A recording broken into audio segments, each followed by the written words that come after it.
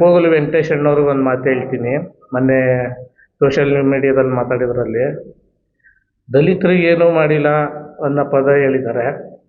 ನಾನು ದಲಿತ, ನಮ್ಮ ಮನೆಯವರು ಒಡೆರಳ್ಳಿ ಪಂಚಾಯತಿನಲ್ಲಿ ಜನರಲ್ ಕ್ಯಾಟಗಿರಿಯಲ್ಲಿ ಅಧ್ಯಕ್ಷರು ಮಾಡಿದ್ದಾರೆ. ಮತ್ತು ನಮ್ಮ ವೀರಸಾಗರಕ್ಕೆ ಸಾಕಷ್ಟು ಕೆಲಸ ಮಾಡಿದ್ದಾರೆ. ಒಂದು ಉದಾಹರಣೆ, ನಮ್ಮ ವೀರಸಾಗರಕ್ಕೆ ದಲಿತರಿಗೆ ಸ್ಮಶಾನ ಇರಲಿಲ್ಲ. 10 ಗುಂಟೆ ಸ್ಮಶಾನ ಇತ್ತು, ಅದು ರಸ್ತೆ ಮಾಡಬೇಕಾದ್ರೆ ಮುಚ್ಚೋಗಿತ್ತು. ನಾವು ದಲಿತರೆಲ್ಲ ಹಿಂಗೆ ಸ್ಮಶಾನ ಇಲ್ಲ ಅಂತಂದಿದ್ದಕ್ಕೆ ಸಪ್ರೇಟಾಗಿ ಸುಮಾರು 2.5 ಎಕರೆ ಜಾಗನ ನಮ್ಮ ದಲಿತರಿಗೆ ಸ್ಮಶಾನ ಮಾಡಿಕೊಟ್ಟಿದ್ದಾರೆ. ಹಾಗೆ ವೆಂಕಟೇಶಣ್ಣವರು, ಕೋಗಲು ವೆಂಕಟೇಶಣ್ಣವ್ರು ಹೇಳ್ತಾ ಇರ್ತಾರೆ, ಇವರು ಯಾರು ಅವಳಹಳ್ಳಿ ಸುರೇಶ್ ಅಣ್ಣವ್ರಿಗೆ ಏನೂ ಮಾಡಿಲ್ಲ ಅಂತ. ಅವ್ರನ್ನ ಡೈರೆಕ್ಟ್ರು ಮಾಡಿದ್ದು ಕಾಂಗ್ರೆಸ್ ಅವರಲ್ಲ, ಇದೇ ನಮ್ಮ ವಿಶ್ವಣ್ಣವರು BJP ಪಕ್ಷ ಮಾಡಿದ್ದಿತ್ತು. ಇದನ್ನೆಲ್ಲ ತಿಳ್ಕೊಂಡು ಅವರು ಮಾತಾಡಬೇಕಾಗಿತ್ತು. ಅವ್ರಿಗೆ ಅಲ್ಲಿ ಸ್ಥಳ ಇಲ್ಲ, ಜಾಗ ಇಲ್ಲ. ಏನೋ ಅವರು ಮಾತು ಅವ್ರಿಗೆ ಬೇರೆಯವ್ರು ಹೇಳಿದ್ರು, ಇವರೇ ಹೇಳಿದಾರೋ ಅವ್ರುಗಳು ಮಾತಾಡಿದ್ದಾರೆ. ಆದರೆ BJPಲಿ ನಮ್ಮ SC ಜನಾಂಗಕ್ಕೆ ಕೈ ಹಿಡ್ದಿರೋದು, ನಡ್ಸ್ಕೊಂಡು ಹೋಗ್ತಾ ಇರೋದು ಅಂದರೆ ನಮ್ಮ ವಿಶ್ವನಾಥ್ ಸಾಹೇಬ್ರು ಒಬ್ಬರೇ. ಇದನ್ನು ತಿಳ್ಕೊಬೇಕು. ದಯವಿಟ್ಟು ತಿಳಿದಿರ ಏನು ಮಾತಾಡಬಾರ್ದು ಅಂತ ನಾವು ಹೇಳ್ತೀವಿ. ಇಲ್ಲ ಸರ್, ಈಗ SCಗಳನ್ನ ಕೈ ಹಿಡಿದಿರೋದು ವಿಶ್ವನಾಥ್ ಅವರು ಅಂತ ಹೇಳ್ತಾರೆ. ಈಗೆಲ್ಲ ದಲಿತರು ಹೇಳೋರ್ಗು ವಿಶ್ವನಾಥ್ ಅವ್ರ ಜೊತೆ ವಿಶ್ವನಾಥ್ ಅವ್ರು ಏನು ಮಾಡೋಕ್ಕಾಗಲ್ಲ ಸಂದೇಶ.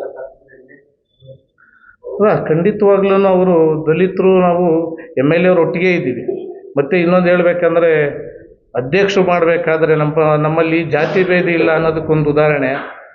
ನಮ್ಮ ಮನೆಯವ್ರನ್ನ ಅಧ್ಯಕ್ಷರು ಮಾಡಬೇಕಾದ್ರೆ ನಮ್ಮ ಪಂಚಾಯತಿಲಿ ಸುಮಾರು 2 SC ಬಿಟ್ಟು 14 ಜನದಲ್ಲಿ 12 ಜನ ಜನರಲ್ಲರೇ ಇದ್ದರು.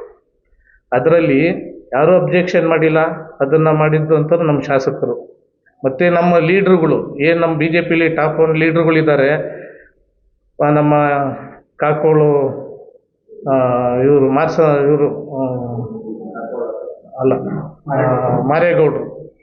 ಮಾರೇಗೌಡರು ಸಹ ಅವರು ಇದ್ದರು.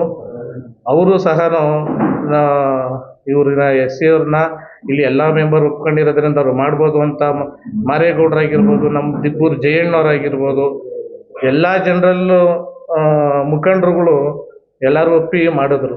ಈ ಉದಾಹರಣೆ ಅದು ಕಾರಣ ನಮ್ಮ ಶಾಸಕರೇ. ಇದನ್ನು ನೀವು ಮರಿಬಾರ್ದು ವೆಂಕಟೇಶಣ್ಣವರು.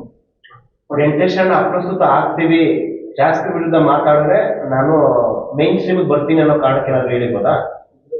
ವೆಂಕಟೇಶಣ್ಣವರು ಅವ್ರು ಹೇಳಿದ್ರು ನೀವು ಉತ್ತರ ಕೊಡಬೇಕು ಅಂತ. ನಮ್ಮ ಶಾಸಕರೇನು ಉತ್ತರ ಕೊಡಬೇಕಾಗಿಲ್ಲ. ನಿಮಗೊಂದು ನಮ್ಮ ದಲಿತ ಮುಖಂಡರೇ ನಿಮಗೆ ಉತ್ತರ ಕೊಡೋಷ್ಟು ತಾಕತ್ತು ಶಕ್ತಿನ ಅವ್ರು ಕೊಟ್ಟಿದ್ದಾರೆ.